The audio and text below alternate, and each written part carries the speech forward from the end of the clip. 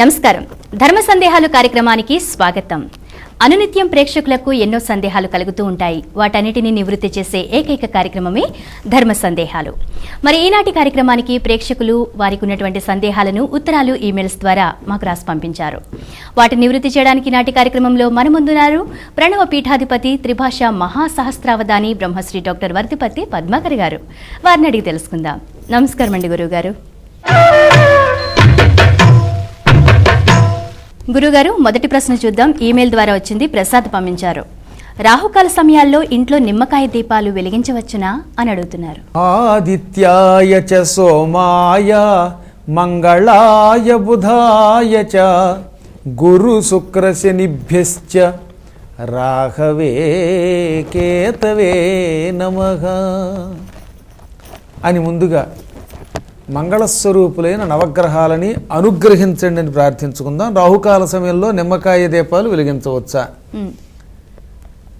ఈ నిమ్మకాయ దీపాలు దేనికైనా వెలిగించవచ్చు. రాహుకాలంలో వెలిగిస్తే ప్రత్యేకంగా ఇదంటూ ఈ ఫలితం వస్తుందని ఎక్కడ మనకు మంత్రశాస్త్రాలు చెప్పలా.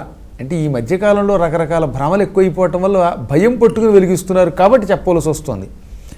నిమ్మకాయ దీపం అంటే నిజానికి నిమ్మకాయ మీద కాదు, నిమ్మకాయ 2 చెక్కలు చేసి ఆ డప్పలో ఉన్నదంతా ఖాళీ చేసి అందులో ఆవు నెయ్యి కానీ నూనె కానీ పోసి ఒత్తి వేసి ఆ ప్రమిదను వెలిగించటం అనే ఒక కార్యక్రమం నిమ్మకాయ డిప్పలో ఉన్నటువంటి దీపారాధన అన్నమాట.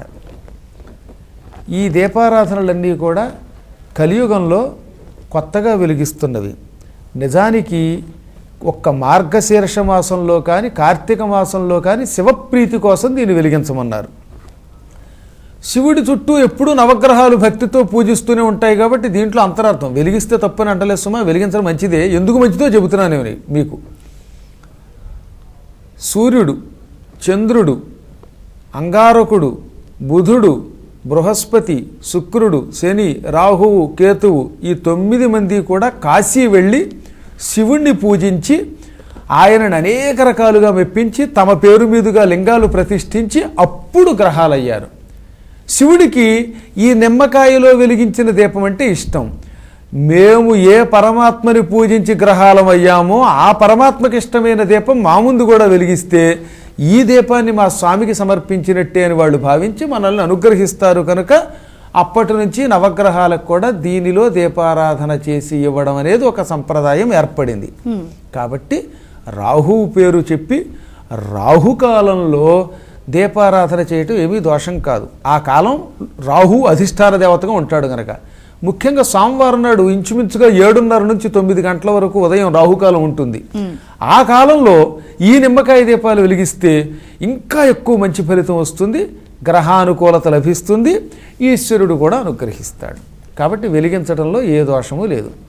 కానీ ఒక్కటి మాత్రం ఈ మధ్యకాలంలో రుద్రయామళం అనే ఒక తంత్రశాస్త్రంలో ఒక తమాషా చెప్పాడు. రాహుకాలంలో ప్రయాణం చేయవలసి వచ్చింది అనుకుందాం. సహజంగా రాహుకాలంలో ప్రయాణం చేయకూడదని కొన్ని శాస్త్రాలు చెబుతున్నాయి. అన్నీ చెప్పట్లేదు, కొన్ని చెబుతున్నాయి. ఒకవేళ ప్రయాణము చేసే సమయంలో రాహుకాలం ఉంటే అప్పుడు ఈ నిమ్మకాయ డిప్పలలో దీపం వెలిగించి దాన్ని శివలింగం దగ్గర పెట్టి ప్రయాణానికి వెడితే రాహుకాలం వల్ల వచ్చే దుష్ఫలితములు నీ ప్రయాణంలో నీ మీద పడకుండా ఉంటాయి. అంచేత ఈ దీపారాధన చెయ్యని చెబుతోంది. కాబట్టి ఆ తంత్రశాస్త్ర ప్రకారంగా అయితే మనం దీపం రాహుకాలంలో వెలిగించటం మనకి ప్రయాణానికి కూడా శుభకరంగా ఉంటుంది, వెలిగించటం మంచిది. మరో ప్రశ్న ఈమెయిల్ ద్వారా వచ్చిందండి. తేజస్విని పంపించారు. నాగదోషం అంటే ఏంటి అని అడుగుతున్నారు. పాములు ఇంట్లోకి వస్తే తొందరపడి వాడిని చంపేయటం, అనవసరంగా ఇప్పుడు జంతుహింస ఏ జంతుహింస చేయకూడదు. అందులో సర్పాలు దేవతా స్వరూపాలు కనుక అవి ఏదో పొరపాటున దారి తప్పో లేక అనుగ్రహించడానికి ఇంట్లోకి వస్తే మనకి ఏ హాని చేయకపోయినా కనిపించగానే చంపేయడం ఒక అలవాటు పాము. అలా పాముల్ని వచ్చి రావడంతో చంపేసిన జంటగా పాములు సహజంగా పొలాల్లో కానీ ఇళ్లలో కానీ అప్పుడప్పుడు విహరిస్తాయి. అసలు రతిక్రీడలో ఉన్న ఏ జంతువుని చంపకూడదని శాస్త్రం. పాండు మహారాజు గారు వేటకి వెళ్ళాడు. అక్కడ ఒక ఆడలేడి మొగలేడి రతిక్రీడలో ఉండగా తొందరపడి కొట్టి చంపేశాడు.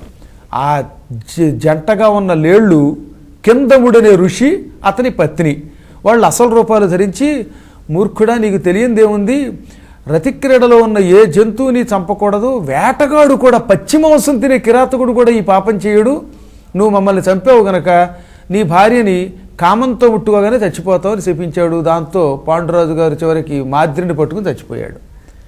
కాబట్టి శాస్త్ర ప్రకారం కూడా జంటగా పాములు విహరిస్తున్నప్పుడు పొరపాటున వాటి జోలికి వెళ్ళకూడదు. అప్పుడు కూడా చంపిన వాళ్ళు ఉంటారు. అలా చంపితే అంటే ఇంట్లోకి పాము వచ్చినప్పుడు చంపినా, జంటగా రతిక్రీడలో ఉన్నప్పుడు చంపినా మనకి సర్పదోషం లేక నాగదోషం అంటుకుంటాయి. దేవతల ఆలయాల్లో నాగాలయాలు ఉంటాయి, వాటిని తవ్వి అవతల పారేస్తే మహాపాపం. యంత్రంతో సైతంగా తవ్వేసి కొత్తగా ఆలయం కట్టకుండా అవతల పారేసేస్తే అప్పుడు నాగదోషం వస్తుంది. తాచుపాము పడగ విప్పాడుతూ ఉంటే మన నీడ దాని మీద పడితే దానిని కూడా నాగదోషం అంటారు.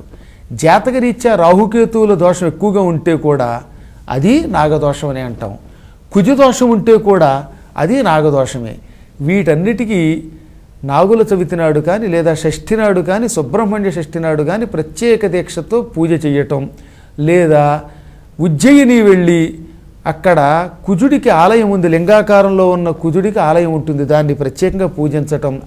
అది ఇది కాకపోతే కాళహస్తి లాంటి చోటుకి వెళ్ళి సర్పదోష పూజలు అవి చేసుకోవటం, లేదా ప్రత్యేకంగా సుబ్రహ్మణ్య స్వామి వారికి ఉన్న శక్తిహస్తం విరూపాక్షం శిఖివాహం షడాననం దారుణం రిపు రోగఘ్నం భావయత్ కుక్కుటధ్వజం అనే శ్లోకాన్ని పారాయణ చేయటం కానీ చేస్తే ఈ నాగదోషానికి పరిహారం అవుతుంది.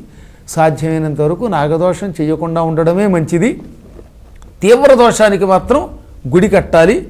సాధారణ దోషానికైతే పారాయణ చాలు. తీవ్ర దోషం ఎందుకన్నానంటే రతిక్రీడలో ఉన్న పాములు చంపడం ఇక తీవ్ర దోషం. గుళ్ళు తవ్వి అవతల పారేసి కింద ఏదైనా ఖజానా సంపద ఉందనుకుని ఎత్తుకుపోయే వాళ్ళకి ఆ పాపానికి ప్రాయశ్చిత్తం కష్టం. వాళ్ళు మళ్ళీ గుడి కడితేనే ఆ పాపం పోతుంది. ధర్మ సందేహాలు కార్యక్రమంలో చిన్న విరామం.